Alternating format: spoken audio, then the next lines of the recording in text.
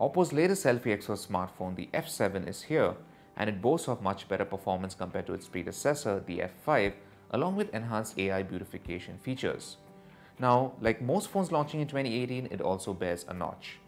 Currently, the Vivo V9 is its closest competition, but is the F7 a better pick? Let's find out. Don't forget to subscribe to our channel and hit that bell icon so you know when we have new videos. Now, the F7 uses an all-plastic body which does make it very light, however it doesn't feel as premium as its predecessor, the F5.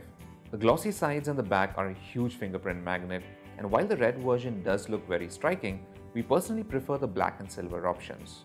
The buttons are easy to reach with one hand thanks to the taller 19:9 aspect ratio screen, but we are a little disappointed to see a micro USB port here instead of a Type-C. However, you do get a dedicated slot for a micro SD card along with two SIM card slots.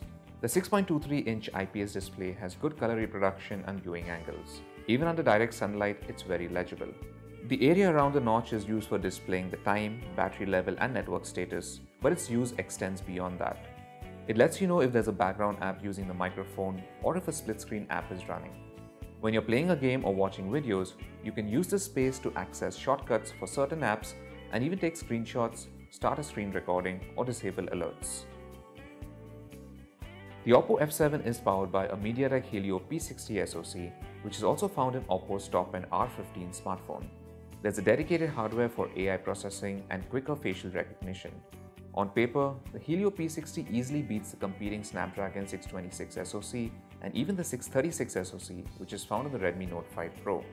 Now, we tested the base variant of this phone, which has 4GB of RAM and 64GB of storage. However, you can also opt for a higher-end variant which comes with 6GB of RAM and 128GB of internal storage at 26,990 rupees. The phone's UI and games run smoothly.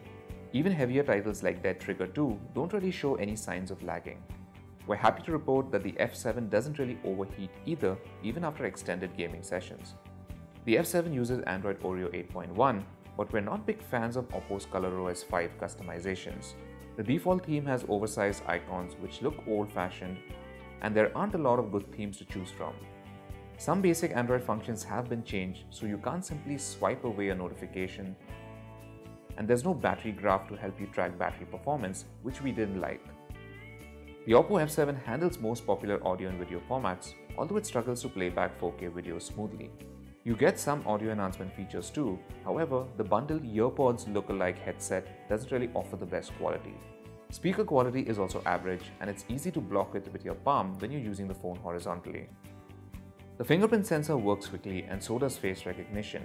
It works well in low light where the screen compensates and the phone will unlock itself even if you have sunglasses on. We weren't able to fool it with a 2D picture, which is good.